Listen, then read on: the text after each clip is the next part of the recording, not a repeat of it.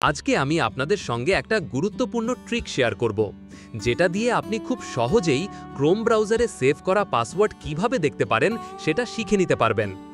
অবশ্যই মনে রাখবেন, এই ভিডিওটি শুধুমাত্র শিক্ষামূলক উদ্দেশ্যে তৈরি করা হয়েছে, তাই দয়া করে কেউ যেন এর অপব্যবহার না করেন। চলুন শুরু করি।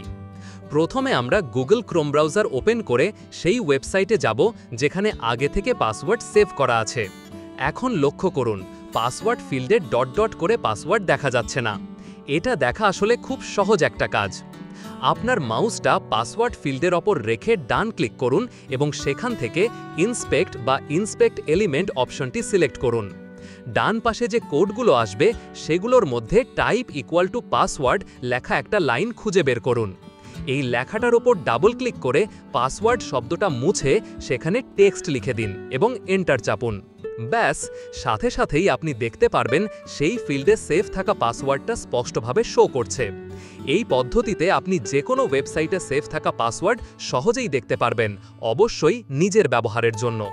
তো এই ছিল আজকের টিপস। যদি ভালো লেগে থাকে তাহলে একটা লাইক দিন, নিচে কমেন্ট করে আপনার মতামত জানান, আর যারা এখনও সাবস্ক্রাইব করেননি তারা এখনই সাবস্ক্রাইব করে ফেলুন যাতে পরের ভিডিওগুলো মিস না করেন। ধন্যবাদ সবাইকে।